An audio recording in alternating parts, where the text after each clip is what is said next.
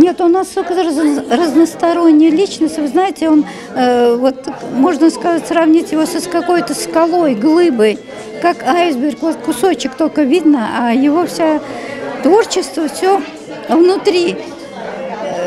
Потому что такое количество эскизов, которые он оставил по ювелирке, по художественной, по керамике. Это вот даже часть мы показываем здесь вот на выставке работы, удивительные работы. Бек бақытлы адам есабет емен. Чүнки мен бұл ажайып алчақ көңілі.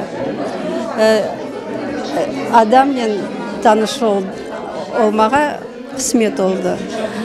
Емде олмаға мұны yaptı. Bu işlerin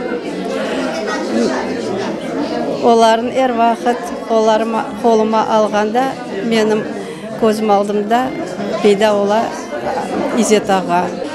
Иzzet Ağa рахметли, он был действительно таким вот титаном, глыбой, продолжатель замечательного рода сам и настолько многогранная личность, художник, великий художник, не только крымско-татарский. Я считаю, что он является ярким представителем вот нашего народа и вообще той эпохи. Гениальный человек, потому что его творчество объединяет в себе очень много, от ювелирки до монументального искусства. Это большой такой диапазон, понимаете?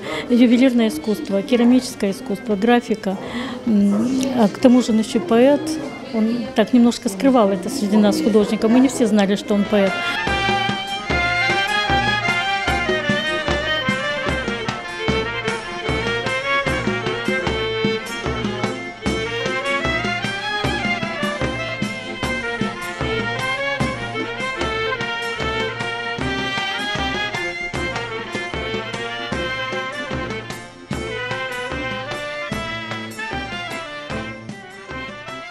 Диктофонны көріп азырланды айтмаға ве сүргүлік хақында шиырын оқып башлады ве ағылады.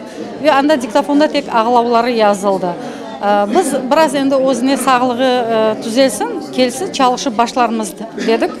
Ләкин тессувки olmadı. Ләкин біз бұл китапны мұтлақа шығарacağımız, çünkü o bütün o kitabın planын бізге енді yazып берді.